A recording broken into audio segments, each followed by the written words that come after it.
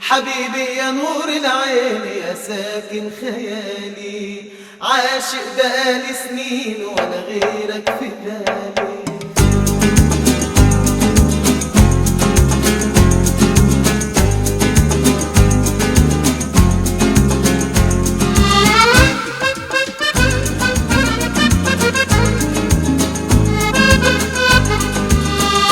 Niin, että mikä LCH Divers Clubi ja miksi Punaiselle merelle?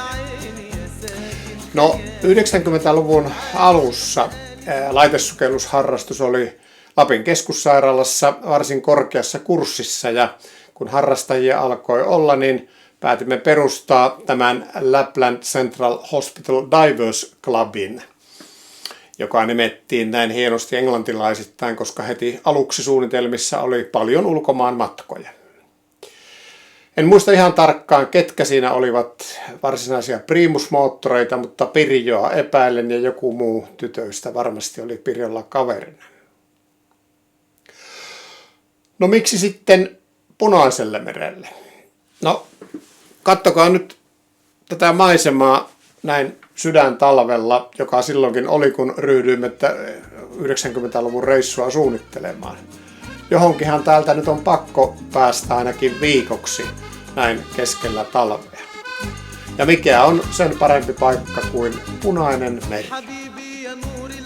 Punaisen meren turkoosinvärinen kristallinkirkas vesi, pystysuorat satojen metrien syvyiset vedenalaiset jyrkänteet sekä ällistyttävä kasvi- ja eläinmaailma tekevät siitä yhden maailman parhaista sukelluskohteista, ellei sitten sen kaikkein parhaan. Ja kuten Maritan kanssa muulle porukalle etukäteen mainostimme, siellä on tietysti aina aurinkoista ja lämmintä, paitsi juuri meidän reissumme aikana helmikuussa 1993. Parilla klubin jäsenellä oli matkan alkaessa vielä sukelluskurssi kesken, ja niinpä jouduimme neuvottelemaan sukellusluvista aurinkomatkojen legendaarisen sukellusoppaan Osku Puukilan kanssa. Osku oli sukeltanut ammattilaisena Punaisella merellä 80-luvun alusta lähtien, ja me olimme Maritan kanssa olleet hänen reissuillaan useasti jo aiemminkin. Osku näytti myös LCH-porukalle vihreää valoa, joten ei kun menoksi. Matkareitti kulki Rovaniemeltä Helsingin kautta Eilatiin, jossa Osku oli meitä vastassa lentokentällä.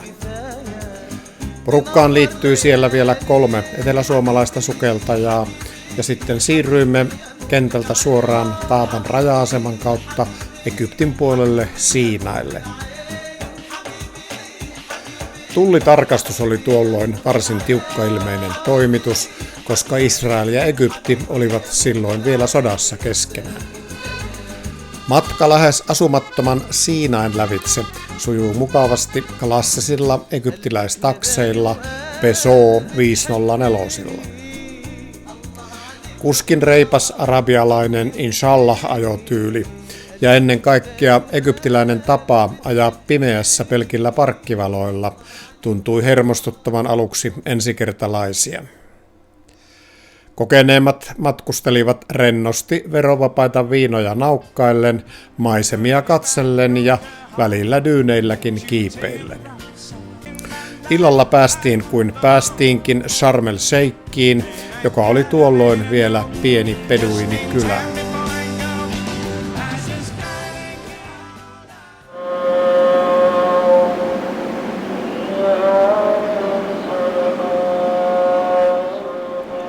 Aamulla ravitsevan aamiaisen jälkeen alkoi sitten 5 päivän tiukka sukellusrumba.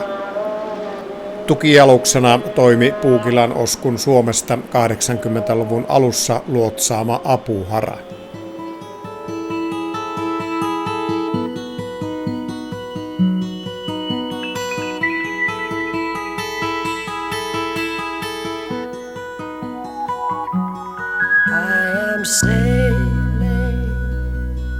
I am sailing home again. Cross across the sea.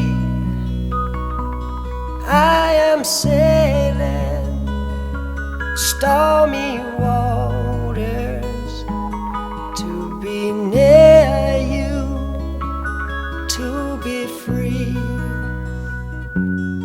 Punaisen meren sukellusolosuhteet poikkeavat melkoisesti uima-altaasta, minkä ryhmän kokemattomimmat jäsenet havaitsivat aluksi konkreettisesti.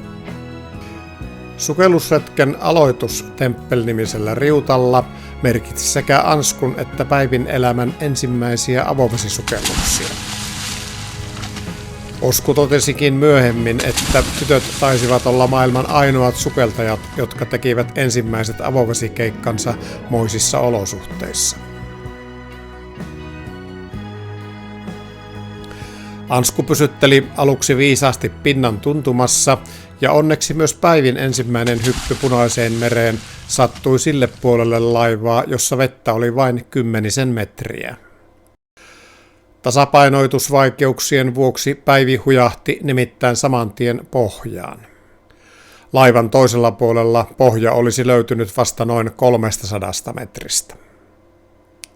No, olihan meillä mukana entinen pelastussukeltaja Puukila, joka olisi todennäköisesti käynyt noukkimassa Päivin välivedestä.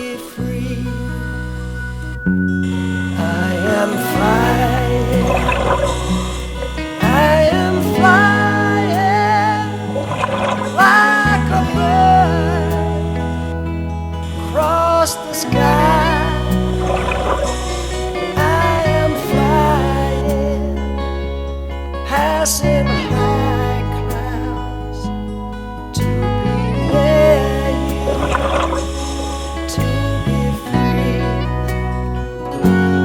Can you hear me? Can you hear me? Through the dark night, far away, I am dying. Ote Maritan päiväkirjasta 3. helmikuuta 1993.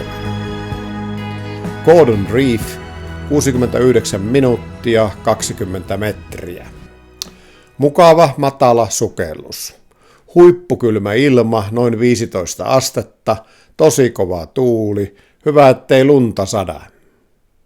3 kerrosta kollegehousuja ja puseroita sekä nahkatakki ja pyyhe päässä, just tarkenee.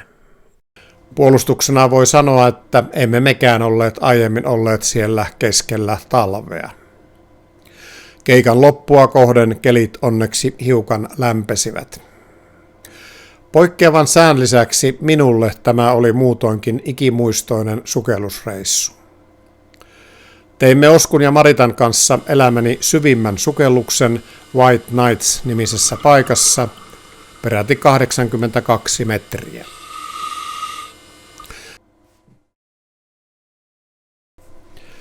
Viisi päivää perätysten kaikki valoisa aika vietettiin siis Apuharalla ahkerasti dyykaten. Onneksi Charmissa ei ollut tuolloin museoita eikä yökerhoja, sillä niihin ei olisi kyllä riittänyt energiaakaan. Toki silti ehdittiin tutustua kylän vaatimattomaan baari- ja ravintolatarjontaan. Koleasta säästä ja pikkuvaikeuksista huolimatta koko ryhmä tuntui olevan reissun päättyessä suorastaan euforisen tyytyväinen matkaansa. Tai sitten siihen, että pääsivät hengissä pois.